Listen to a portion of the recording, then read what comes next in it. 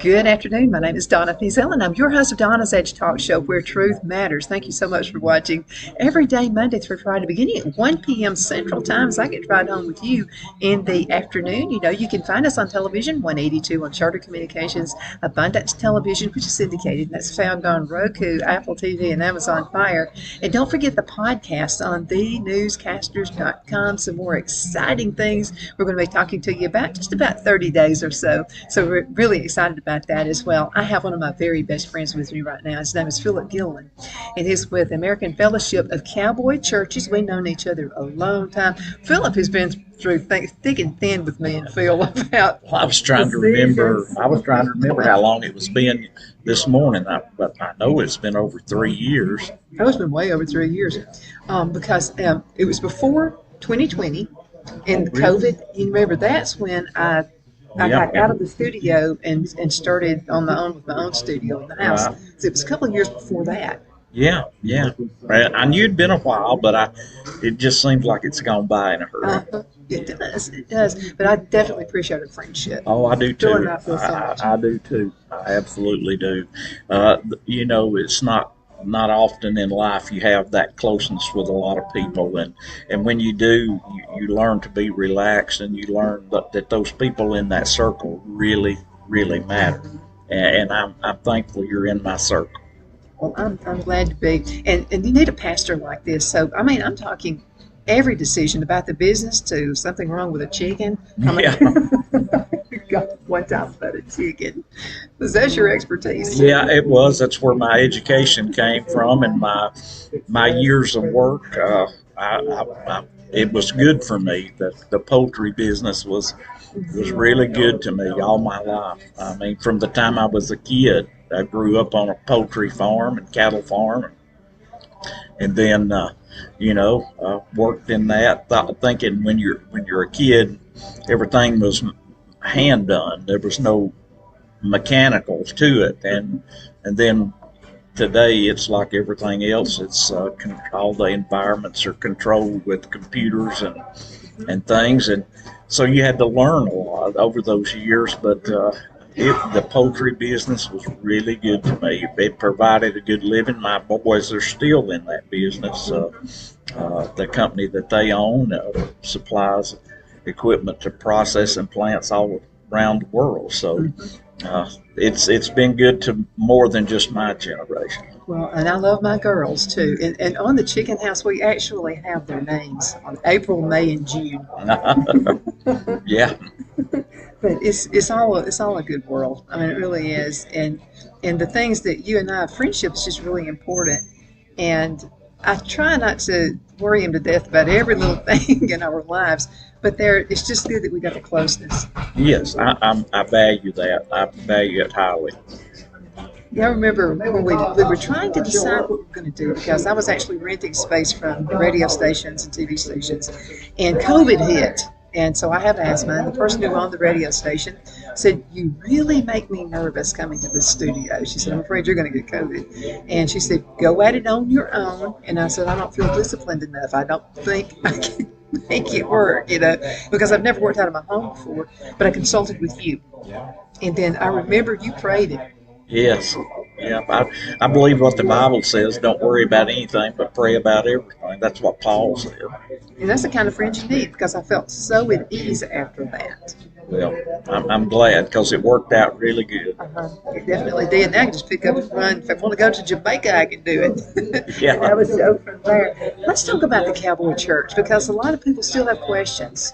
But what is it? The Cowboy Church is a church that we've tried to eliminate the barriers that keep people from coming to church, and it's very relaxed, and people come to Cowboy Church that don't like churches, and they'll come to Cowboy Church, and we have some new ones in our church now, and they just adapt to it really quickly.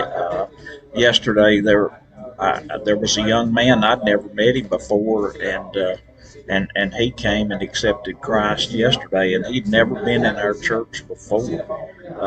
But being relaxed lets people feel the whole thing. People don't have to dress a certain way, look a certain way, act a certain way. to come to Cowboy Church. That's what taking away the barriers does. It allows the Holy Spirit the freedom to work, and it was great, and I needed a great day. And yesterday was a really good day. Of course, we're in the midst of holiday season, and a lot of things happen, and but Cowboy Church, that it's really a slow time for us because we slow down during the month of December, and boy, come next month in January, we're cranked back full wide open.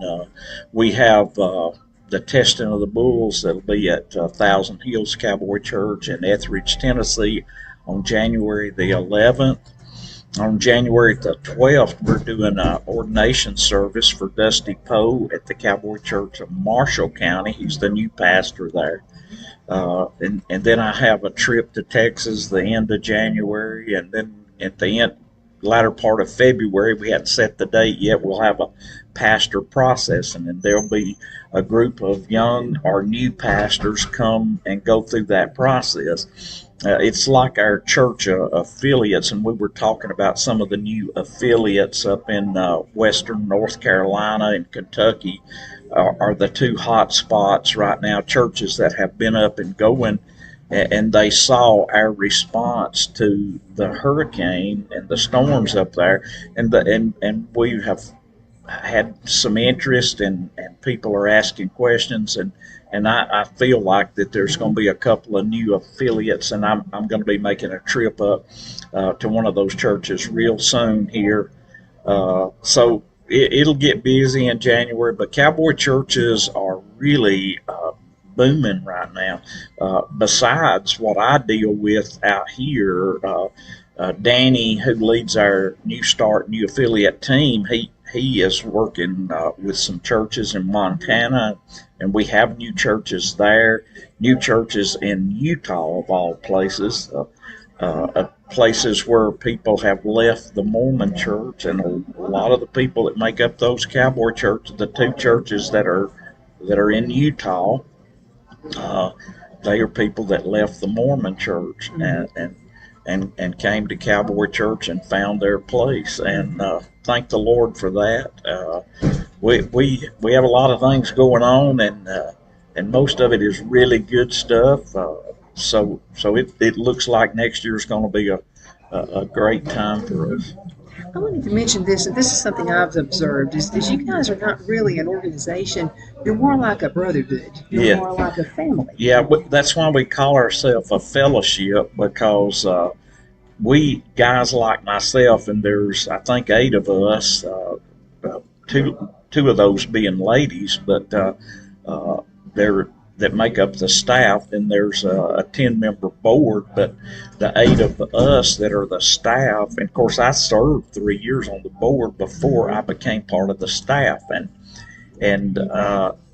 but we really serve the churches. We work for the churches.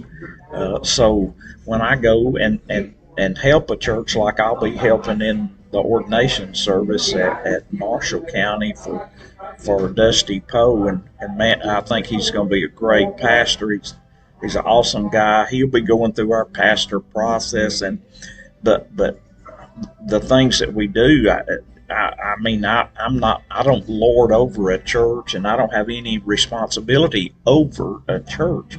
I really work for that church, and I'm really part of them.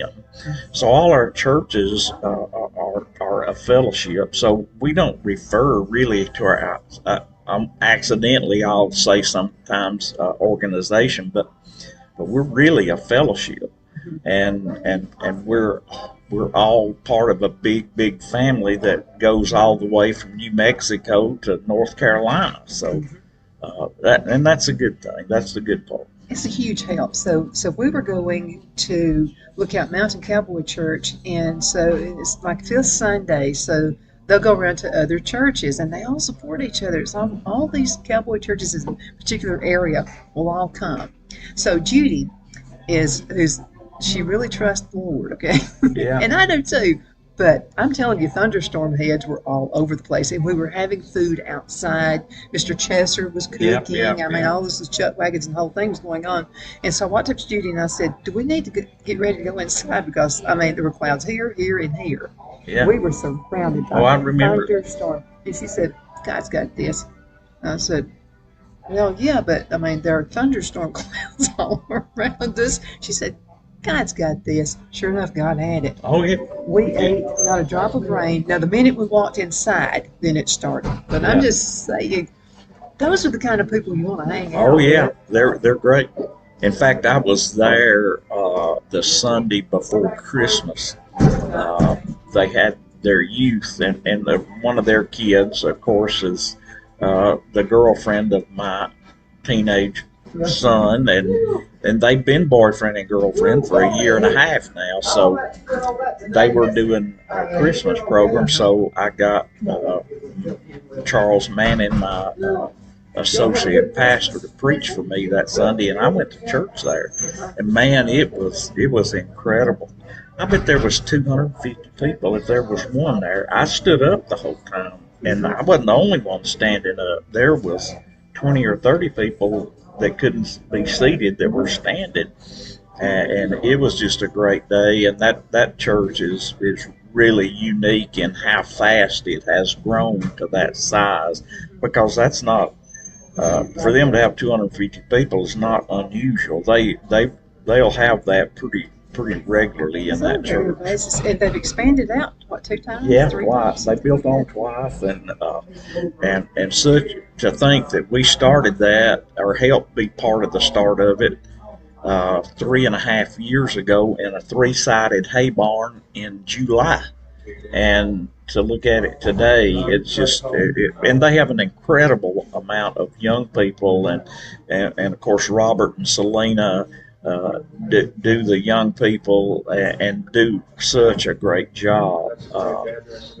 You know, when they had that 3-sided building, okay, I'm one of those in church. I sit with the older ladies. I'm always freezing to death. I wasn't even too cold, so we had like this little heater. It was there was no side to one side, so the cold was coming in. For some reason, I felt comfortable. You know? Yeah. I've sat in choir before when everybody else was doing this. And I would be the only one sitting here freezing to death. So, but there was just some kind of comfort. It's amazing. It's amazing. And some of our churches, like Marshall County, they endured a couple of years in a tent, a big, huge tent, and I preached in that tent. Is that where Terry went? He did. He went there. That was his church. Yeah. It's and I think back in that. Of course, he went home to be with the Lord a few years ago, and I did his funeral. I thought, goodness, how tough it is doing, because he and I began riding together when he was either 16 or 17, and I was either 13 or 14. He was just a few years older than me, and we traveled a lot together, roping and preaching. He'd go when we helped start the church over at Marion County. He'd go back and forth over there with us, and we'd just have a great time. Those are some fond memories of mine. Guys like Terry might not have ever really been at home in a church, except it was a cowboy church, because he was a cowboy. He had been a cowboy all his life, and he was quite a good one. On top of that, Award-winning. Yeah, getting rid of all those things, helping his wife get rid of those things after his passing. He had a room full of trophy saddles, literally a room full. And anyway, that was, and this year, I think Christmas was a little different for us this year, because we have buried a lot of people, and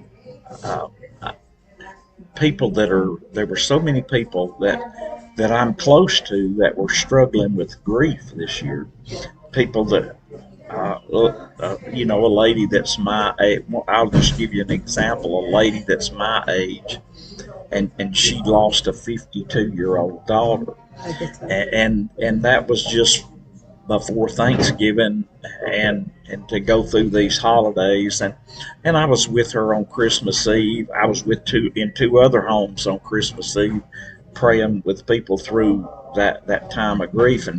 And I was late by about an hour getting to my family's get together that day, but they waited, and it was important for me to be with them. And when I drove out the driveway from my sister's headed home, I got a call. This lady had passed away, and we're talking about Christmas Eve. And I get that call that said, "Can you help with Mother's funeral on Saturday?" And I said, "Absolutely." So that Saturday was the day that my wife's family get together was, this past Saturday. And I was 2 hours late to it, but I got there.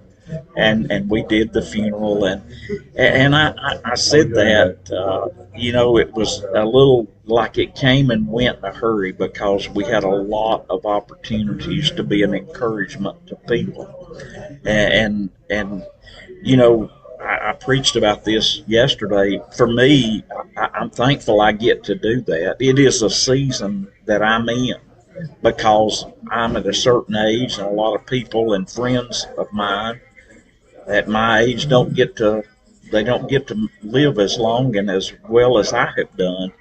And I've got aches and pains, but I don't have anything seriously that I may live. And when I leave here this morning, I'll be going to visit this lady that I went to school with, and I try to go see her every week. Now, I've missed a week because they were all sick, and but she has dementia real bad. Sometimes she will know me, and sometimes it's only for a few minutes that she knows me, and sometimes she doesn't know me at all.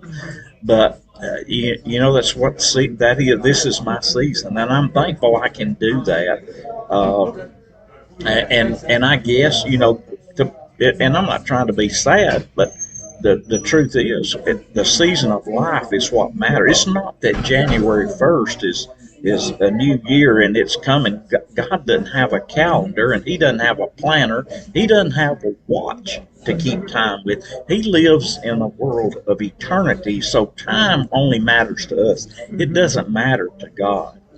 So that's why I refer to it as a season. Now, God has a season for this and a season for that. So we're moving into a new year. That's our term. With God, we might be moving into a new season. You're moving into a new season in your life, I know. And so if my new season is not to be a pastor or not to be part of this fellowship, my new season might be to just go visit people that can't go to church or doesn't have enough health to do things. It's like also on Christmas Eve, I went and got this sweet lady, Miss Sandy's medication for her. She needed things picked up. She had several prescriptions. She's on oxygen 24/7. So I counted a joy to get to go do that for her.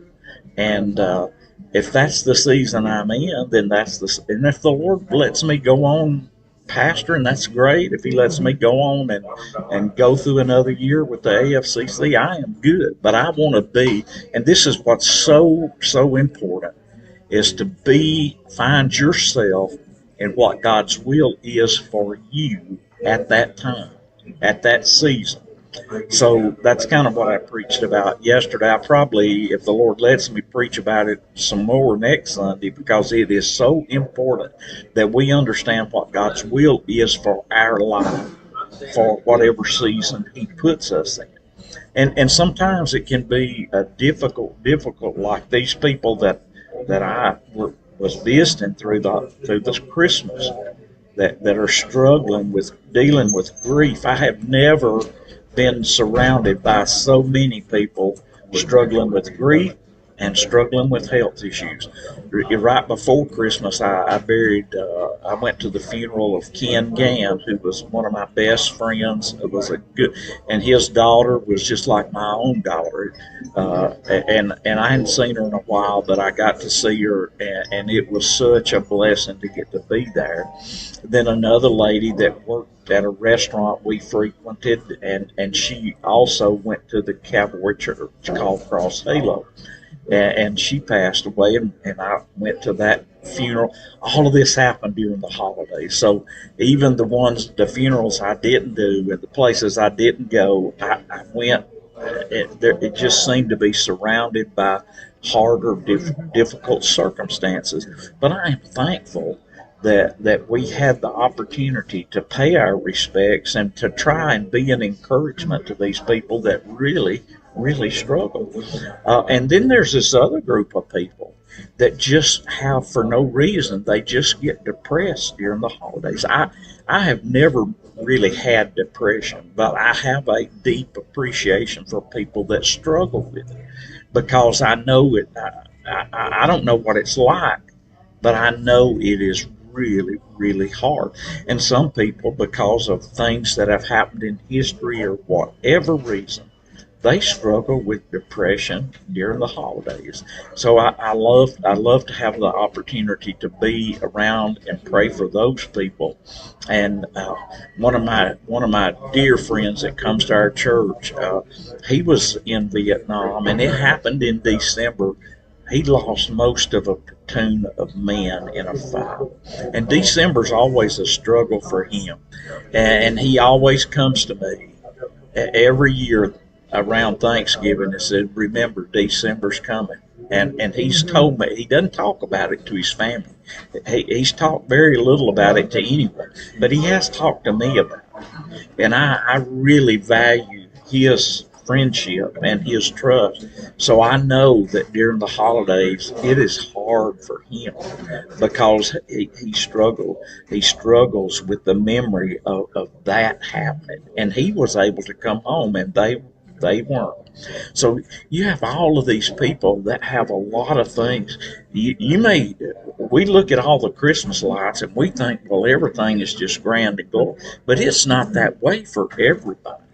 And that group of people is the one that, for whatever reason, the Lord has put in my pathway to try to pray with and try to encourage, and I'm thankful, very thankful for it. Well, I'm very thankful for you. Absolutely. We're going to have to go into a commercial break. You know where we are? We're at Twin City Used Car Sales with Bobby Ledbetter. One of our, I want to tell you what, we just love Bobby. He's a guy in New Hampshire, and I actually interviewed him a few weeks ago. And so I was talking about Bobby, and we were about to go into a commercial break, and I mentioned, I didn't talk about cars. I didn't talk about sales. I didn't talk about any of that stuff. I talked about things Bobby has done in the community. Yes. And you and I have got to help. Yes. Yeah, what a blessing that was. And we couldn't have done it without him. We just couldn't have, but it all started with him and with an idea. Yeah. And it all worked out. And it gave us blessing. Oh, absolutely. To be able to, we even had John Merrill, Alabama Secretary of State. He got hooked. And he would say, now, Donna, he didn't miss a one. You got to tell me now, every one of these you're going to do.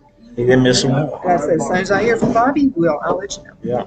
But Bobby was really involved in feeding people. This is COVID hit. A lot of people lost their jobs. They were barely making ends meet. So, and I'm not talking, he wasn't giving like a biscuit away. He was giving like a big turkey, yes, big can of beans, corn, rolls, those good rolls. Yeah, and pecan pies. Yes. Oh, man, you got me hooked on pecan pies. And so we got to do that. And I said, got to do that. It wasn't something such we had to thrill. do. It was so much fun to do that. Let's go into a commercial break and come down here and buy from Bobby, by the way. BobbyLedbetter.com, and you'll be able to find him. When you're buying from Bobby, you're buying from somebody who cares about the community. Oh, the New Hampshire guy, he's coming all the way down here. He said, I like to buy from people like that. Yes. And I did. I bought my wife a car from just got a truck. It's supposed to be for my husband, Phil, but I've kind of taken over the truck. I was telling Bobby about that the other day, and I said, yeah, I've kind of taken over the truck. It's a lot of fun. Okay, let's go into a commercial break. When we come back, let's talk about what we receive as unanswered prayers. Okay. And we'll be right back in just a few minutes. Y'all hang in there, okay? Twin City Used Car Sales has been serving drivers in the Northeast Alabama area for years with a quality selection of late model used cars, SUVs, and pickup trucks. On top of our extensive selection and competitive prices, we offer professional auto financing services for used car buyers of all credit levels. Whether you've just begun your search or you're ready to secure your next vehicle, at Twin City Used Car Sales, you will drive away with the vehicle of your dreams. The sales and finance staff at Twin City Used Car Sales looks forward to serving you, and you can apply for financing online before your visit to our used dealership in Gadsden, Alabama. Check us out on the web at twincityusedcars.com or go by our location at 901 First Avenue, Gadsden, Alabama. We sincerely look forward to serving you.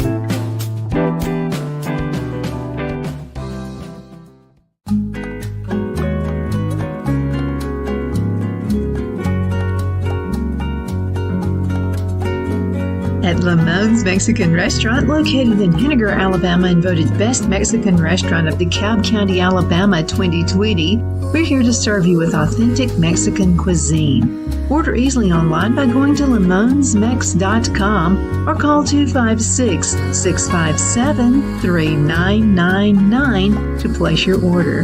We're open Sunday through Thursday 11 a.m. to 9 p.m. and Friday and Saturday 11 a.m. to 10 p.m.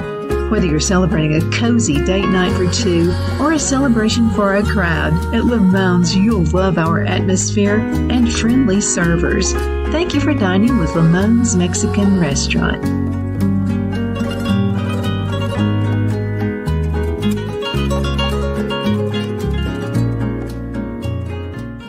At Liberty Bank, we're all about community. Whether it's to help with a charity fundraiser or help families in need, toys at Christmas, or a local football team, we're here for you. You see, we realize the importance of family. Sometimes it's to build a new home or necessary home repairs. We're here for you. If you like the feel of a small town bank with all the conveniences of a big city bank, we're here to serve you. You will find us at any of our convenient locations in DeKalb, Marshall, Etowah, and Blount counties in North Alabama. You can call and speak with any of our friendly staff at 256-659-2175 or check us out on the web at libertybankal.com. And thank you for your support of our community. Member FDIC, Equal Housing Lender.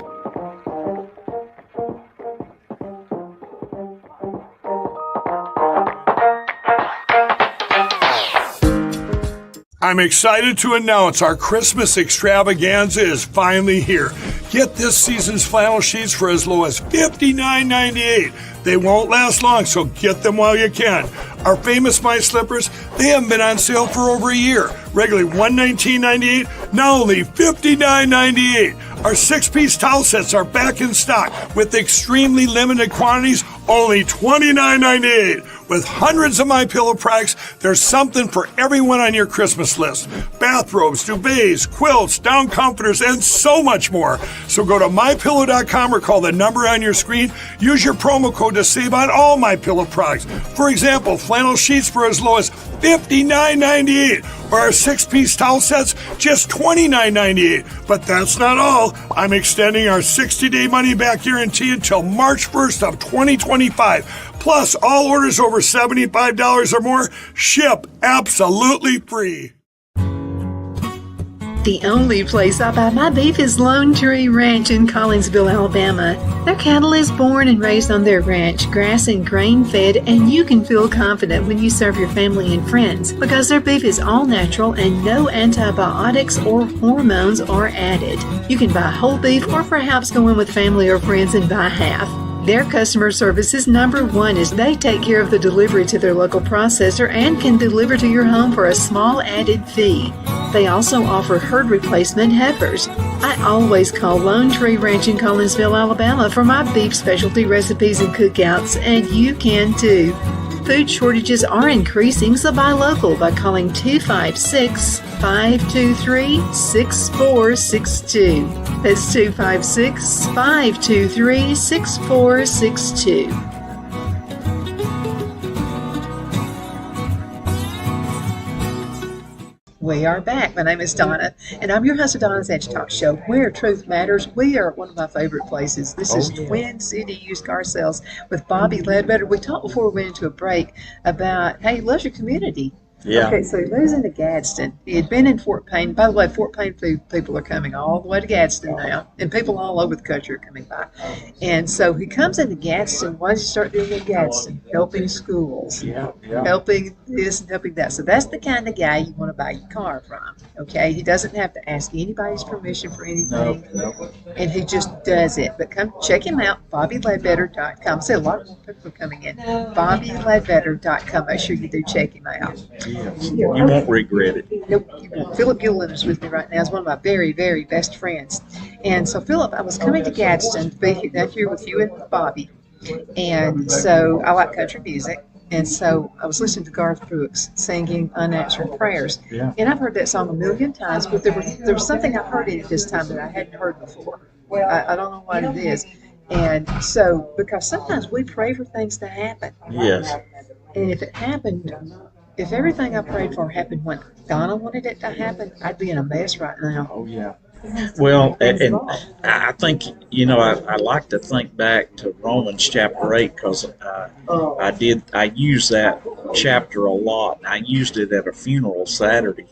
And what it says in there is, and I'll paraphrase it, when there are ministering spirits, when we don't know how to pray, that intercedes for us and prays for us. So you may be beaten down so badly by life that you can't pray. I mean, I've been in a place where it was pretty close to that.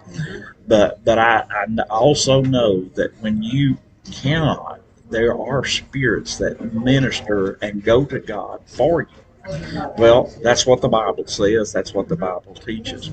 But also, prayers, not everything that we pray for is meant for us. And sometimes we struggle to know the difference. Donna gets in the way. And it happens to all of us. We think but here's my thing, and I talked a lot about people dealing with hard circumstances. And this is what I tell those people, and it doesn't have to be people dealing with hard circumstances. It's good for all of us. But when you're, and I use my own experience, when there's something in my life that I really think I need, that maybe it's unfair, in my opinion, I want it to be righted by Almighty God, but that may not be God's plan. So the best thing for me to do is not pray for myself. The best thing for me to do is pray for these people that I know who are sick, who are discouraged, who are disappointed in life, people that are fighting or battling depression, people that are unhappy with something like their job, their marriage, or anything.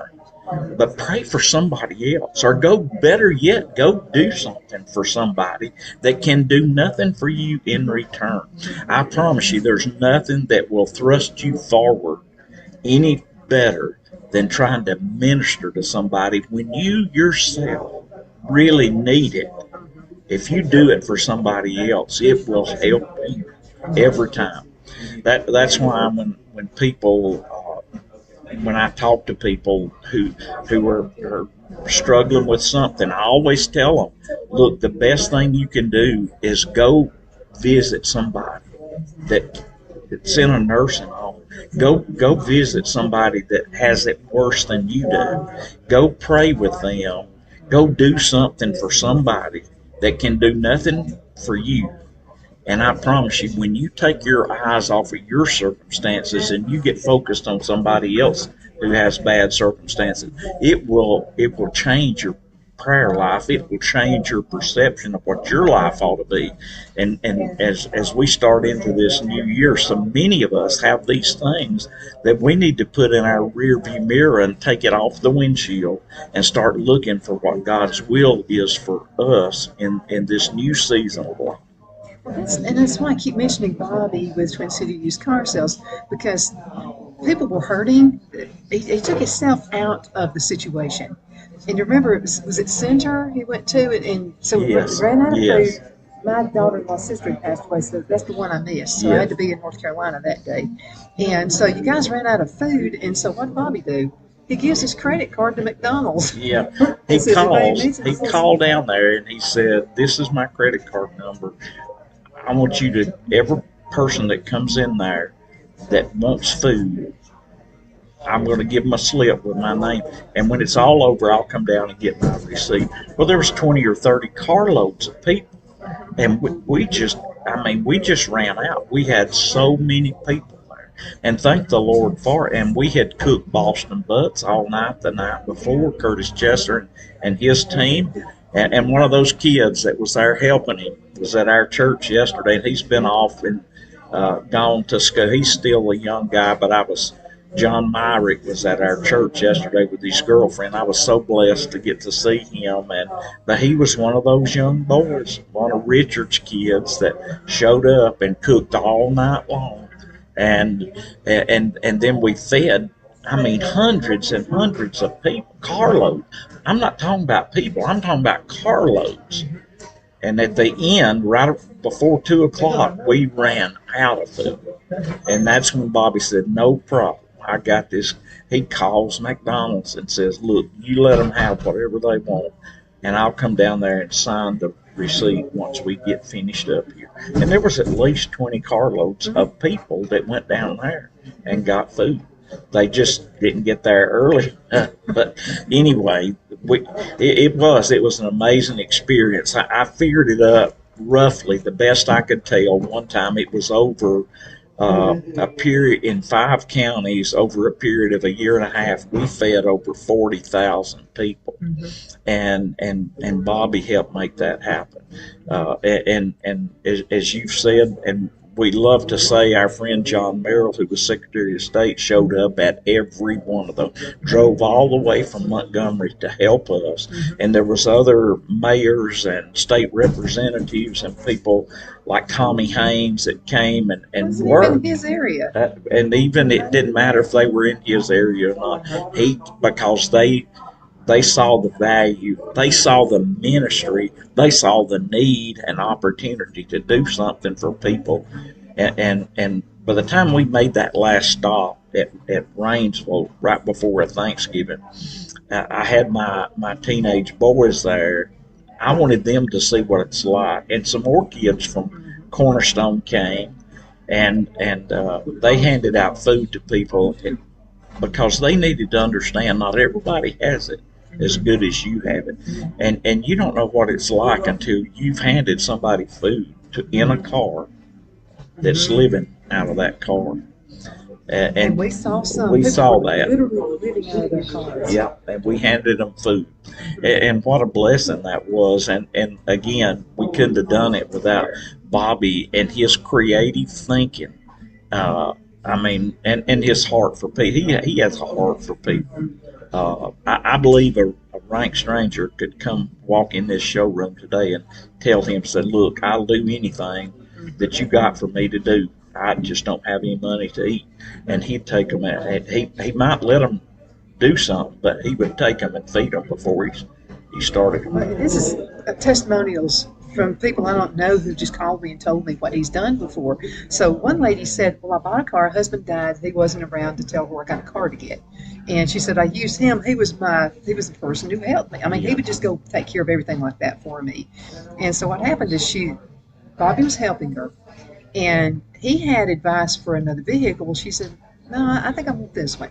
So she bought that, the one that he didn't say yet. So she bought that one. She had it about a month and wasn't happy with it. You know what he let her do? He let her trade it and get the other one. Yeah. Yeah. I don't know anybody else. No. Man, it'd be like, "Sorry, you're stuck with it." That's right. But he is that way. He's not just gotten that way. Let me tell you, we come from the same hometown. He was my neighbor in Albertville where I grew up and he grew up. He has always kind of been that kind of guy. He's always. My brother just recently got married, and so the lady drives because I'm helping with the food, of course. So because I like doing stuff like that. So I'm at the church. I'm the first one there, of course. And then so she drives up and she says, "What are you doing with a Bobby Ledbetter magnet on your car?" And I'm like, I said, "He's one of the finest people there is." And I said, "He's one of my sponsors." I didn't know her. She was just a friend of my sister-in-law. And then she started laughing. She said, "Nah." She said, "I know Bobby. She cleans cars for Bobby." Yeah. And so what she does, he'll find cars and maybe leather. She's a leather worker, and she does magic. So because she showed me some things that she's done, and she said, "No, this guy's awesome." She said, "You know, he came from nothing." Yeah. And so her family and his family were friends. So he gets into the car business. So he gets cars, and if he just doesn't like something's torn on the leather or whatever, he calls her and she does the repair on it. Yeah. She said, "No, Bobby's that good." He is. He is. You can ask our neighborhood where we grew up at, and they'll everybody knows what a good person he is. I wanted to mention Mr. Chester Oh yeah. with the chuck wagon. So and these are amazing things that are, and these are people who you'll never know what they've done. I'm doing the bragging because they'll never brag on their own self at all. So you remember when the flooding hit in Kentucky? Yes. And so Mr. Chester calls me and he said, I just want to let you know what I'm doing. And I said, "Well, can I help you get maybe supplies and stuff like that?" So I mentioned it on the air, and so just to kind of help him out. And so he goes all the way to Kentucky because he wanted to. Oh yeah. Yeah. And he said, "This is my ministry." Yeah. He said he just wants to feed people. He likes to cook, and so the chuck wagon does all the cooking and what have you. But these guys will go everywhere. And then when the hurricane hit in North Carolina, a bunch of my friends up in that part of the neck of the woods up there, they got damaged homes. Yeah. They're still living. Oh, it's unreal. So there he goes, the chuck wagon. There you go. Yeah. Yeah. There you go. Well, it wasn't just me. It was a whole group. All of our Cowboy churches made multiple trips up there, and we still have a few things to go. I was so amazed and so thankful that one of our churches up there on Christmas was still giving away free presents and free toys to families that didn't have things for children. They had it. They had them left over because they made sure. And another one of our churches up there, Blazing Trails Cowboy Church, they did a tremendous amount, and the AFCC put some money. But besides that, there was a guy that I worked for 20-something years ago named Don Mueller who lives in Wisconsin. And he was, part of the time he was in the hospital. He's a veteran. He's one of the best men I ever worked for. And but Don was sending us donations. His daughter Michelle sent us donations to help. And I don't mean just a few dollars. I mean they made an impact. They sent money enough to make an impact. And we took all that and turned it into goods and toys and some of it clothes or heaters and things for people up in North Carolina, and what a blessing those kind of people are. Well, were you in devastation like that? And none of us, most of us have never went through anything like that before. No.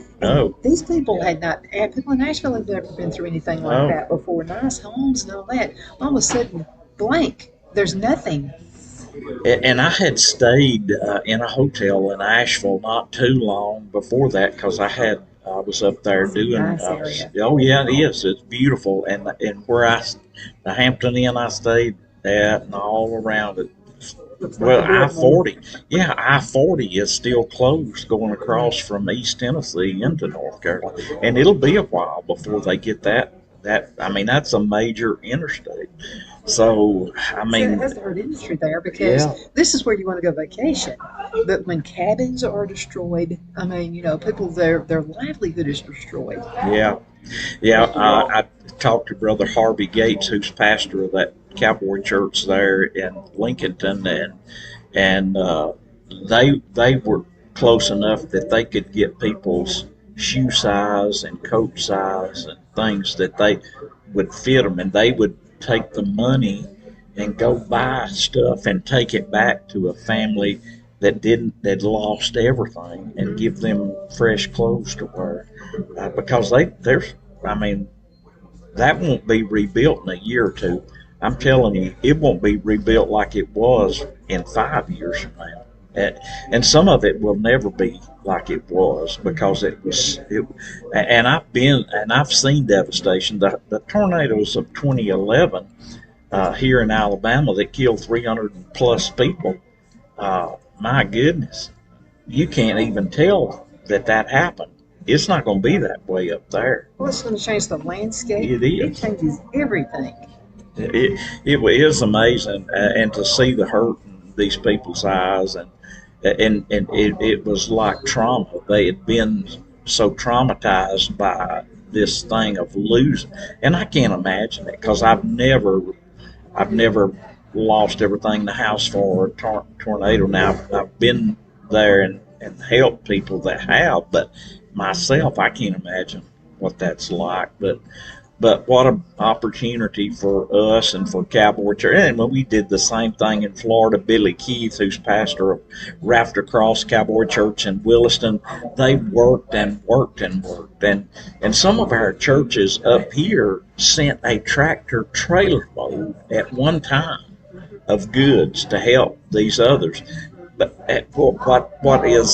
what just blows me away is it seems like when these things occur, we always have a Cowboy Church somewhere close by.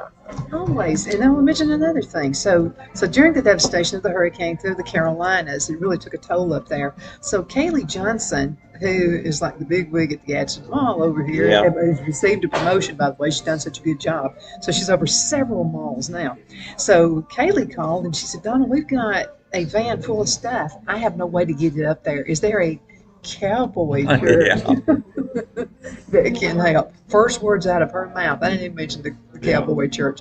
And I said, I think so. Let me get in touch with Phillip Gilliland. We'll see what happens. And then you got in contact with Wormy's church, Crossover Cowboy Church in Henniger carried that with some of their stuff. And Did she say anything else? No. She said, is there a Cowboy Church that can help us get this stuff over there? Yeah. She said, it needs to be helping people instead of sitting here at the mall. Yes. And it happened. Yeah, we did. In fact, we carried it to their mall. Is where we unloaded it at right up there by their mall. It just shows that if you really want to serve, if you really don't mind going and helping people, there'll be a pathway to make that happen. Mm-hmm. Absolutely. It takes us getting outside of ourselves, and because sometimes, and I do this too sometimes without even thinking about it. Sometimes we're in our comfortable little box right here, and we don't even know what's going on around us. Right. That's right. I'll tell you something that'll help you at Christmas time. Even if there's not a Cowboy Church around where you can help serve, wherever you're living, there's always a soup kitchen. Yeah. There's no way that'll humble you. Oh, I'm sure it will. But this happened to us right here at Christmas. We were able, at our church in Woodville, Alabama, the Trading Post Cowboy Church, we were able to help more people this year than we've ever helped in our own community. And there was more need for it this year than ever. And it amazed me, one of the funerals that I went to, which was on Sunday before Christmas, a guy that doesn't come to our church regularly, but he was there that Sunday, and he handed me a fistful of $100 bills. And when he handed it to me, my elder, who is also watches over the church finances, was standing by me, and I turned and handed it to him, and I said, "Put this in our benevolent need fund." He said, "I will." And I left church and started toward Cleveland, where that funeral was, Cleveland, Alabama, down in Blount County. And I get a call from a lady, and I knew this lady because we helped her about a year ago. And she's not somebody but she said, "We have no food. We have no food." And she said, "I should be getting a new card here in a few days to help me get some things, but I've just come back here and we have no food." And so I called Miss Barbara, who has a church credit card, and she met her that afternoon. I was headed to the funeral. She met her and got her food that day. And to me, that's what churches need to be doing. That it's great and we're called to fulfill people's spiritual needs. That's what our number one thing is. But Jesus always took care of their physical needs first. He would heal people if they needed healing. He fed people when they needed feeding.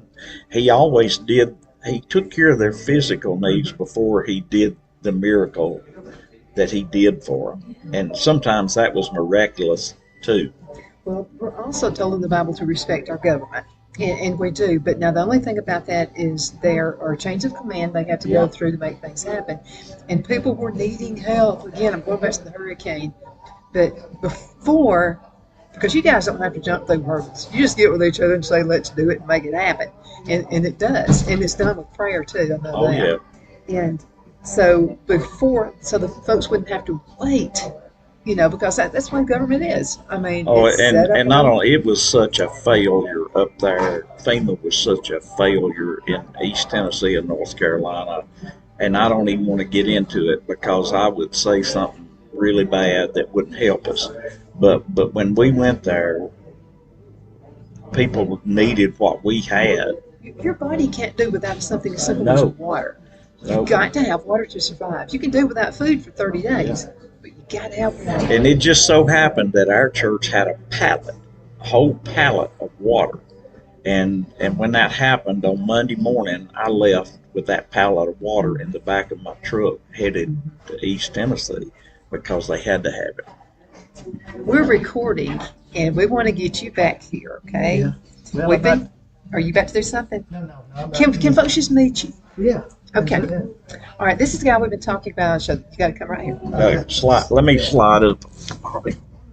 Can you get in there? Yeah, there we go. This is my friend Bobby Ledbetter. He's a friend of Phillip Gilliland. Yes. He's a friend of everybody around here. So we've been talking about when COVID hit, people were hurting. They needed food, and about all the different places that you organized, and we got to help. Yeah. Yes. Well, we actually all organized it together, and all of us come to. We went to 5 counties? 5 counties. And we was feeding everybody. We just thought during the time that would help people, and it was a really good deal, and helped a lot of people's. And some of them were done twice. The counties and stuff like that, and we just fed thousands of people. We did. And you figured how many thousands? I figured it was over 40,000. Yeah, I knew it was up in the thousands and everything too. And then we done the Christmas dinners and stuff that we done also. Or give them a whole Christmas dinner. We passed out. That was at Rangeville. That's right.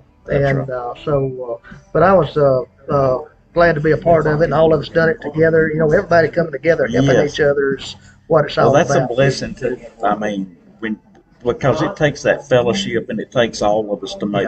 When God wants to do something really big, He incorporate because He wants to bless more than just one or two. Yeah. So He blessed all of us. Yeah, absolutely. And then now that you're here in Gadsden, I'm hearing your name all over Gadsden. Yes, and it's been a blessing for us here in Gadsden too. And of course, we've been in Fort Payne for the last 20-something years up there, and the grocery store got a lot up there, so we had this lot here, so we come back down here, and so it's been really good. And actually, we've been selling more than anybody in the town, and then we just had the H.M. Freeman Motors come along with us. It's been here 64 years that just come in with us now, so that's going to be another blessing for us. Good. Absolutely. Well, I know you're a busy guy, Okay. but that's what everybody It's nice needs. meeting y'all. Thank y'all. Thank you, Thanks Bobby. for everything you do. Well, we appreciate y'all. It's a team effort. Yeah.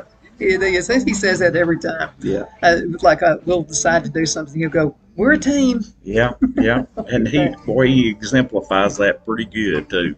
Okay, Such about a great 5 guy. minutes left in this segment, and I want you to end that. What would you like to tell the folks before we go? Well, I would like to say, more than anything else, beginning in 2025, the Bible tells us what we ought to know. And Jesus said, "Seek ye first the kingdom of God and His righteousness, and all these other things will be that you need to survive will happen." But what you need to do first is seek God's will for your home and family. If you're not involved in a good Bible-believing church, get in one. I'd love for it to be a Cowboy church because I know what they do. But if it's not, get in a good Bible-believing, because listen, the world is trying its best to destroy your children and your grandchildren. And if you got them in church, they have a much better chance of hearing the truth and knowing what's right and wrong. Shield around them. That's right. I was raised in church, and I'm thankful for it. We have a lot of people come to our church that didn't know Genesis and Revelations, and they were grown adult people. I think Cowboy Church has done a really good job of leading a lot of middle-aged or older people. Some of those have meant so much to me that came to Christ later in life, and it was because they wouldn't have ever darkened the door of a traditional church, but they came to a Cowboy church. Phil and I were going through that same situation. So my advice to you is draw close to God, and He'll draw close to you, and you need Him whether you know it or not. You need to have your name written in the Lamb's Book of Life, and you need to trust Him for salvation and get involved in some kind of healthy church and the ministry that it provides. Let's talk to mamas, because I've been through this thing too. My son, who's 40-something years old, was 2 once, and I know how they can get inside a church. And there were times I didn't want to go to church because I was afraid he would be disruptive in the church. Yeah. Your kids are welcome at a Cowboy church. Oh yeah. But we always say that that's the sound of our future. And when a young couple comes in and they've got a little one, the first thing I tell them is, listen, don't think that child, if he cries or fusses, don't think that's going to disturb us in any way. We kind of like that sound because that means there's life in our church. It's a beautiful sound. It is a beautiful sound, and I love to see these younger folks having babies and the sound of it in our church. I just never get tired of that sound in church because it means that we have a future. Our church has a future. And we were talking about all those things that we carried in North Carolina. One church gave us everything they had that dealt with arts and crafts and young people. And the reason why they did is that church was a traditional church that is dying, and they don't have many coming there, and they have 0 youth or children. And they gave us all of their stuff, and we carried it up there and gave it away. But they don't have a future. Listen, you need children and young people in your church. Thank the good Lord for our Wednesday night group, and I don't ever miss, if I can help it, a Wednesday night, because that's when our children and young people are there. And every little kid runs and jumps up in my lap. In fact, they've started calling me Uncle Brother Phillip, and I love it. I wouldn't correct one of them. Oh, no. Because I thrive on that, and I love our kids and young people, and even teenagers are welcome. Yeah. Right? Oh yeah, we have a pretty good group of those, and they're very active and do things, and we do things with them to grow them in the Lord. In fact, right back in August, I baptized 21 of them, and what a blessing that was. It's just amazing. Well, you're pretty amazing too. Well, and I want to thank you for everything you've done, and for our family, for Phil and me. And you've been such a good friend to us. It's been my blessing. And you've been a good friend too. Thank you so much for watching Donna's Edge. You can find us on television, channel 182 on Charter Communications. Find that television syndicated, found on Roku, Apple TV, and Amazon Fire. And you can also find the podcast on thenewscasters.com. Continue sending emails, because I'm just telling you, when I get an email from you, it just makes my day. Donna@donnasedge.com. Donna@donnasedge.com. I love hearing from you. I hope you have a wonderful rest of the day. You take care. Are you ready? We all wonder what tomorrow will bring, but the future lays itself at the feet of the prepared and surrenders to the will of the persistent.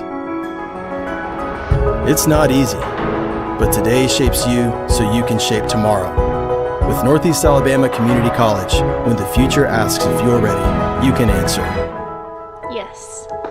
Begin your future at Northeast Alabama Community College.